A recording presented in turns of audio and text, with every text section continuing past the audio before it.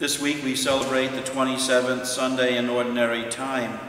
Jesus, during the Gospels we have been listening to during Ordinary Time, is teaching his disciples. In this case, he is answering a question posed by the Pharisees, and his disciples are listening in. He addresses a question that they have about marriage. Our Gospel passage is taken from Mark's account, chapter 10, verses 2 through 16. Let's take a listen. The Pharisees approached Jesus and asked, "Is it lawful for a husband to divorce his wife?"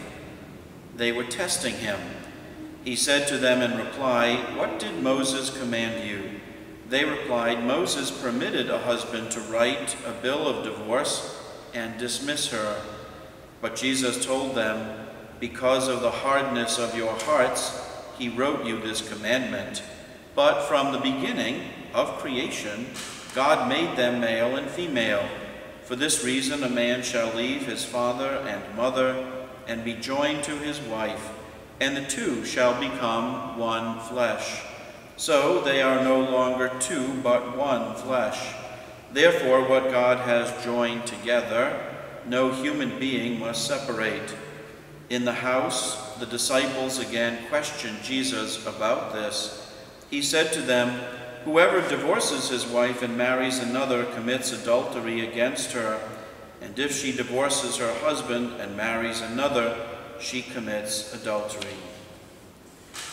We are told that the Pharisees, in asking their question, are testing him. They ask a question about divorce. During that time, the Mosaic law allowed a husband to write a bill of divorce and dismiss her. If a woman was dismissed, as the law allowed it, they would be under a very heavy burden. It would be very difficult for her. She might not find a job of any kind. It might be difficult for her to return to her family for support. She might very well be reduced to a life of begging and poverty. Jesus says that what God has joined together, no human being must separate. God does have a plan for our lives. When two people marry, they may think it is all based on their initiative or good luck to meet the right person to marry. Do we ever stop and think about God being an active agent in bringing a man and a woman together in marriage? Recently in our diocese, in a celebration at the cathedral, those couples throughout the diocese celebrating 25, 40, 50, 70, and more years of marriage were honored. Their faithful witness is truly inspiring. We all know people whose marriages have ended in divorce. So often divorce is painful not only for the married couple, but for children, other family members, friends, and others. We need to support them with our prayers as they go through this difficult, challenging time.